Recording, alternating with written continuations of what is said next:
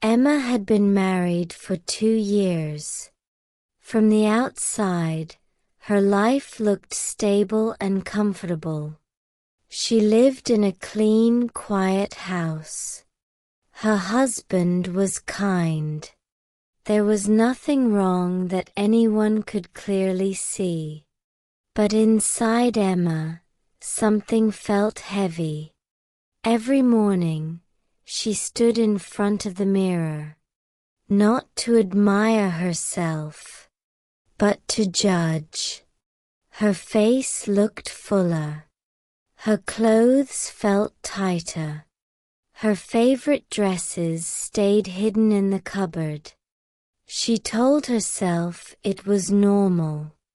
Marriage changes routines. Life slows down. Bodies change. Still, the discomfort remained. Climbing stairs made her pause to breathe. Standing for long made her tired. But the real pain didn't come from her body. It came from people's words. You've gained weight after marriage. You were so fit before. You should really take care of yourself. They said it casually, sometimes kindly, sometimes with comparison. Emma smiled and nodded, but every sentence stayed with her. At family gatherings, she avoided photos. At social events, she chose loose, dark clothes. At night, when the house was quiet, Emma scrolled through social media. Perfect bodies. Perfect routines. Perfect lives. She knew those images were edited. Still, she compared. And every comparison whispered the same thing. You are not enough. Slowly, her confidence faded. Emma wasn't lazy. She wasn't careless. She was just tired of hating herself. That night, Emma sat on her bed, exhausted. Not physically, but emotionally.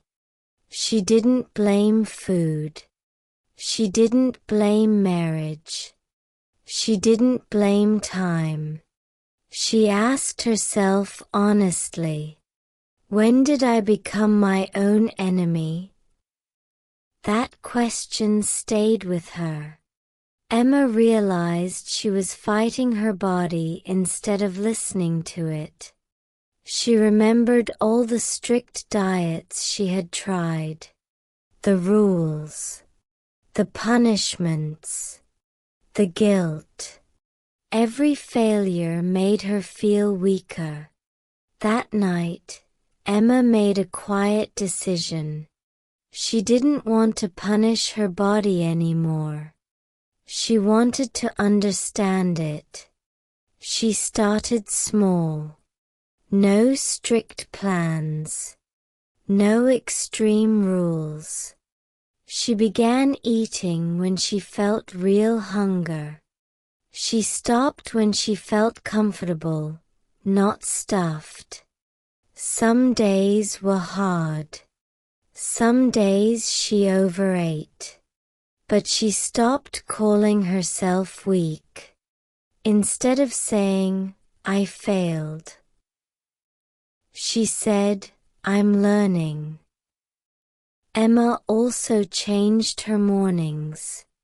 Before, she woke up tired and went back to sleep.